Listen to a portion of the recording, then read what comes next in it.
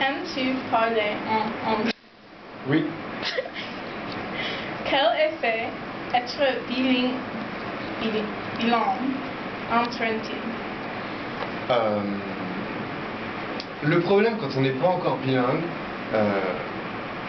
c'est que quand on l'apprend à l'école, on ne le voit pas comme un langage que les gens parlent, mais on le voit comme une matière où on a des mauvaises notes, et où on a des devoirs, et ça intéresse personne. Et le truc, c'est que quand on est vraiment rentré dans la société et dans le système, on se rend compte que c'est un vrai langage avec des vrais gens qui parlent. Et à ce moment-là, ça devient vraiment intéressant. Penses-tu que tout le monde devra apprendre une autre langue? Si oui, quelle langue? Tout le monde devra apprendre au moins une autre langue. Moi, j'en parle deux autres langues. Je parle le français, l'anglais et l'allemand. C'est le minimum en France.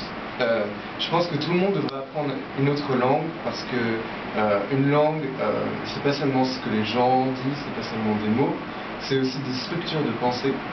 Et quand on apprend une autre langue, ça permet de penser différemment aussi. Et voilà, moi j'aime beaucoup ça. Et si je devais dire une autre langue, je dirais chinois, par technique. Quelle différence vois-tu entre la société française et la société américaine? La nourriture. Il y a aussi des différences entre la jeunesse française et la jeunesse américaine.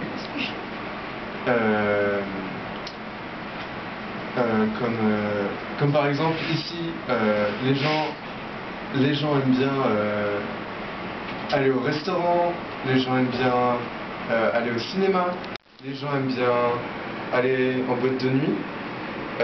Nous, on aime les concerts et on n'aime pas forcément faire des choses quand on voit nos amis, juste être ensemble. Et puis sinon une autre différence, les gens ils sont très tôt des voitures, par exemple, ici on a son permis vers 13 ans. Nous, on a notre permis vers 18 ans, donc on prend beaucoup de métro, beaucoup de train. L'habilité de parler deux langues a-t-elle un effet sur toi? L'habilité de parler deux langues a un effet sur moi, comme je l'ai déjà dit, parce qu'un langage, c'est une structure de pensée aussi. Et être capable de parler deux langages, c'est être capable de penser de deux différentes façons. Et penser de deux différentes façons, c'est très pratique dans la vie. Et ça permet qu'on se comprenne mieux les uns et les autres. Et de plus, quand on parle le français et l'anglais, on est capable de parler partout. Et ça, c'est très pratique. Quelle langue est la plus proche du français? C'est des langues latines, donc l'espagnol, l'italien. Vous rêvez ou entrer dans une autre langue?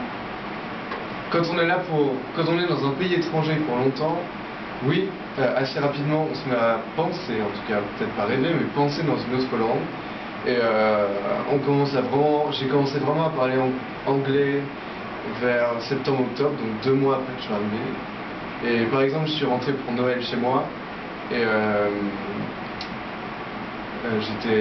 très vite j'ai recommencé à parler français, et maintenant que je suis revenu, je recommence doucement à penser en anglais, voilà, je dirais 1 mois. Mais non, je ne rêve pas en français, en anglais. Quelles sont les choses qui vous forcent à penser en français ou en anglais? Quand je dois commander dans un restaurant, il faut penser très vite et parler très vite, parce que les serveurs ils n'ont pas que ça à faire. Donc, voilà. Sinon, quand on est en cours, surtout quand on est en cours dans une autre langue, il faut réfléchir très vite parce qu'il faut écrire aussi très vite. Voilà. La langue française et la culture française ont une influence sur la société américaine? Beaucoup de produits, par exemple au supermarché, tout ça, il y a beaucoup de produits qui ont des noms français, même si c'est pas des choses françaises. C'est appelé avec des mots français. Et il y a aussi beaucoup dans le vocabulaire, il y a beaucoup de mots que vous utilisez comme laisser-faire policies, en route, things like that. Quel dialecte français est la plus intéressante pour toi? En tout cas, le plus drôle, c'est le dialecte belge. Ils ont un drôle d'accent. Voilà. Est-ce que le français, quand on prend une classe aux États-Unis, marche en France ou dans le pays francophone? En général, est-ce que la langue courante a beaucoup d'argot? Let's do it this one again. No?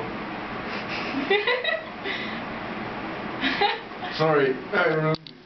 Just continue, it's okay. Okay, Yeah, we can just Photoshop this. alright. Okay, what is this? How do you pronounce it? Courante. Courante. Yeah, I can't do this one either. Even me, I could not understand. Courante. Yeah. Sorry. No, that's it. Est-ce que le français, quand apprend une classe aux États-Unis, marche en France ou dans le pays francophone? Oui, vous apprenez un français bien traditionnel. C'est pas forcément celui que les jeunes parlent, c'est pas forcément celui que les adultes parlent. Par exemple, on saute les négations. Vous direz par exemple je ne peux pas, nous on dira je peux pas. Donc c'est normal que vous l'appreniez comme ça, c'est comme ça qu'on écrit le français. Mais quand on parle pas forcément comme ça. Et oui, il y a beaucoup d'argot dans le vocabulaire français.